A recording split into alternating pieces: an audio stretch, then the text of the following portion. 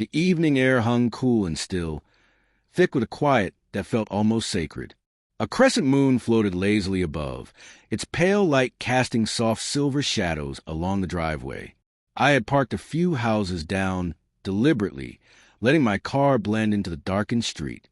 My hands gripped the steering wheel, unmoving, as I stared through the windshield, heart slowly thudding beneath my ribs. I wasn't supposed to be home yet. Work was my usual alibi, but something deep within me, call it instinct, call it fate, told me to come home early that night. And there she was. Elena stood under the porch light, bathed in its warm amber glow, her auburn hair catching the light the way it used to when we were young and stupid and in love. But she wasn't alone. Mark was with her, my best friend. His hands rested on her hips like they belonged there. She leaned in, her fingers brushing his cheek with a tenderness that turned my stomach, and kissed him. My wife kissed him. In my driveway. Not a kiss of reckless passion, not one of hesitation or guilt, but one of comfort, familiarity, routine. That kiss wasn't new, it was practiced. I was the outsider in my own life. I was a shadow in the corner of a love story that wasn't mine. A weaker version of myself might have leapt from the car in rage, screaming, fists swinging, voice cracking. But not this version. Not the man I had become. Rage was easy, predictable, but silence lingers. And I wanted this to linger. I didn't confront her. I didn't make a scene. I simply drove away, taking a long road through winding neighborhoods I barely recognized.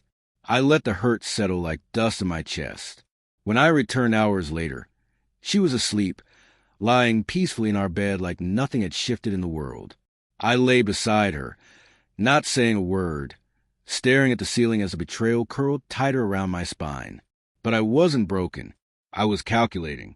The days that followed were a performance, and I played my role to perfection. I brought home flowers. I kissed her forehead in the mornings. I booked dinner at her favorite place and laughed like I meant it. She softened, unaware of the storm forming beneath my calm exterior. She thought I was falling in love with her again. But I wasn't. I was preparing my exit. And their downfall. Mark had always been careless, too trusting. I knew more about his life than he probably remembered sharing, especially the night he got drunk during poker and rattled off his email password like it was a fun fact. His digital world cracked open with barely any effort, and inside, I found everything: private messages, financial records, appointment calendars, dozens of emails from Elena, all confirming their stolen moments and secret lunches. The smug comfort in their tone made my stomach twist. But then I struck gold. Buried deep in his inbox were letters from the IRS, bland and unassuming, but damning. He was under scrutiny for financial manipulation in his company, subtle enough to evade the casual eye, but dangerous under the right spotlight. I was going to be that spotlight. I collected every thread, every receipt, every digital footprint. I tied the noose with precision. As for Elena, she was harder to read, but not impossible. When I suggested a weekend getaway to a secluded cabin, she blinked at me as if I'd read her mind. Her hesitation gave her away. She said yes, but her enthusiasm faltered. She was worried. Not about me, about leaving Mark behind. The cabin sat nestled deep in the forest, miles from the nearest neighbor, wrapped in silence and pine. When we arrived, Elena seemed uneasy, like the quiet unsettled her. "It's so quiet," she said, peering into the woods. Peaceful, I murmured, wrapping my arms around her. She didn't lean into me, not like she used to. The weekend unfolded like a slow lullaby. We cooked together, drank wine by the fire, hiked winding trails.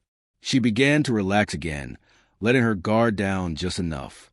On the third night, I poured her wine and dropped a measured dose of sleeping powder into her glass.